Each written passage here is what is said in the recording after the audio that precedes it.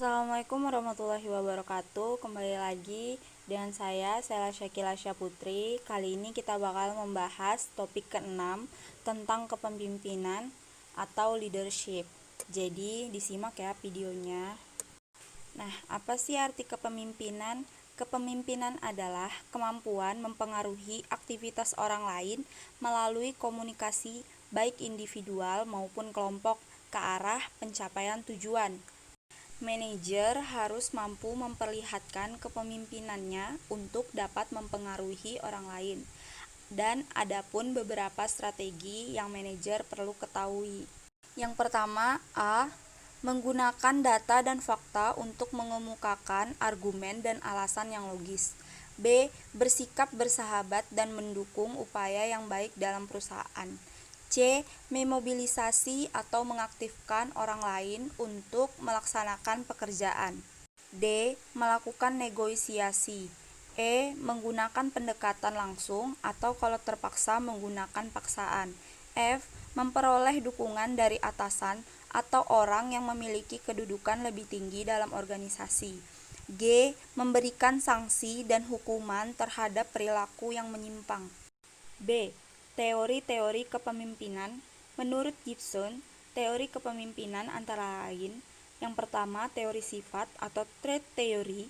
Teori ini disebut teori The Great Man, yang menyatakan bahwa seseorang yang dilahirkan jadi pemimpin, apakah ia mempunyai sifat atau tidak mempunyai sifat sebagai pemimpin. Menurut teori ini, bila dia tidak mempunyai sifat tersebut, dia akan mempelajarinya, misalnya melihat-lihat sifat pemimpin yang berhasil. Keith Davis merumuskan 4 sifat umum yang mempunyai pengaruh terhadap kesuksesan kepemimpinan di dalam organisasi.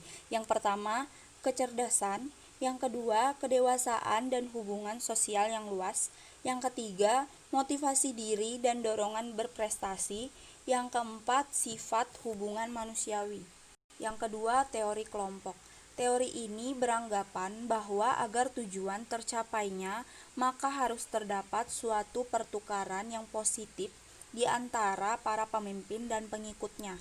3. Teori situasional dan model kontingensi. Fred Fiedler mengembangkan suatu teknik untuk mengukur gaya kepemimpinan yang dikenal dengan A Theory of Leadership Effectiveness. Teori ini menjelaskan bahwa A.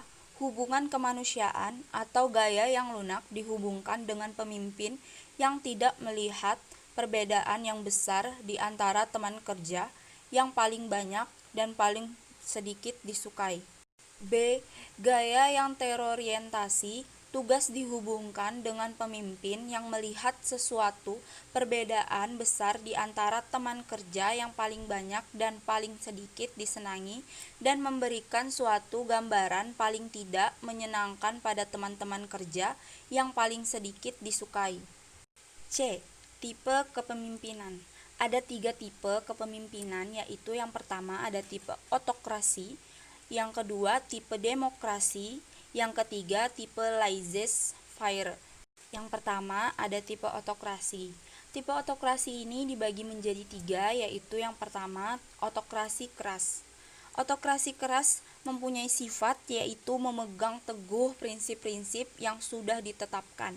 Misalnya bisnis adalah bisnis tidak mau mendelegasikan kekuasaan atau wewenang dan tidak menerima inisiatif dan masukan bawahan.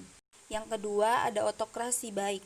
Otokrasi baik mempunyai sifat selain otokrasi, ada beban pikiran lain untuk berbuat dan bertanggung jawab terhadap bawahan. Yang ketiga ada otokrasi inkompeten. Ini mempunyai sifat berusaha untuk berkuasa mutlak, tidak imbang jiwanya, tingkah lakunya tergantung emosi sesaat, memaksa bawahan mematuhi semua perintahnya tanpa mempertimbangkan kemampuan bawahan. Yang kedua ada tipe demokrasi. Tipe demokrasi ini dibagi menjadi 2, yaitu yang pertama tipe demokrasi tulen, mempunyai sifat mau mendengar masukan dari bawahan, menekankan rasa tanggung jawab dan kerjasama yang baik pada setiap bawahan.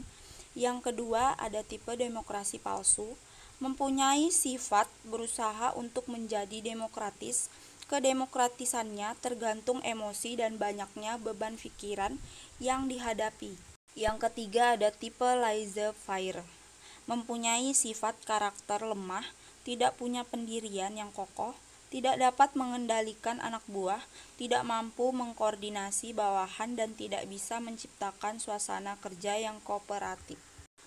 Nah, untuk topik 6 tentang kepemimpinan atau leadership, mungkin cukup sekian dari penjelasan saya. Mohon maaf apabila ada salah kata atau penyebutan kalimat, mohon dimaafkan. Wassalamualaikum warahmatullahi wabarakatuh.